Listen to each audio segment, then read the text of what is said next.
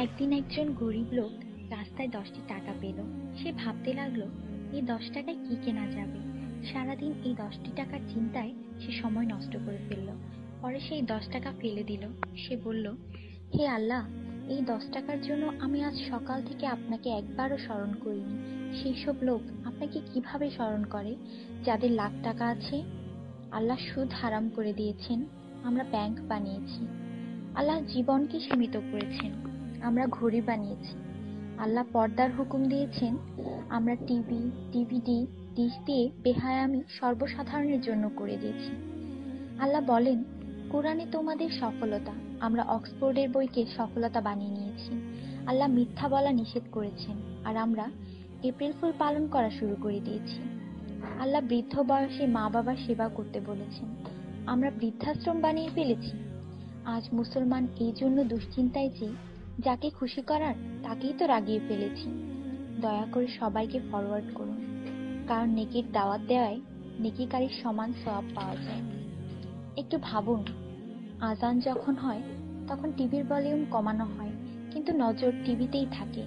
আর মনে মনে বলি, আজান যাতে তাড়াতাড়ি শেষ হয়। এটাই কি আজানের মর্ম? আপনি নিজে আপনার মনকে প্রশ্ন করুন। আজানের জবাব দেওয়ার চেষ্টা করুন, যাতে মৃত্যুর পর কালিমা তাইয়্যিবা আমাদের নসিব হয়।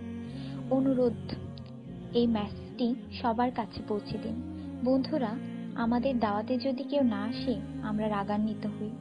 আল্লাহর পক্ষ থেকে আমাদের জন্য প্রতিদিন 5 বার দাওয়াত আসে, আর আমরা নামাজ পড়ি না। তাতে কি আল্লাহ আমাদের উপর রাগান্বিত হন না? এটি শুধু মেসেজ না, বাস্তবতা। দয়া করে নামাজ আদায় করুন এবং অন্যকে উৎসাহিত করুন।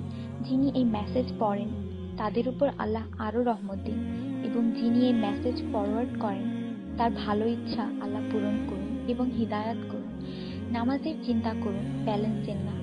আজান শুনে উঠুন রিংটোনের মতো। কোরআন মনোযোগ দিয়ে পড়ুন, SMS পড়বার মতো। জীবন সবসময় থাকবে না নেটওয়ার্কের মতো। নামাজ ত্যাগ করা মানে আল্লাহকে রাগান্বিত করা। ফজর 6 মিনিট, জোহর 15 মিনিট, আসর 8 মিনিট, মাগরিব 10 মিনিট, এশা 18 মিনিট, মোট 57 মিনিট। 80% লোক এই মেসেজ ফরওয়ার্ড করে না।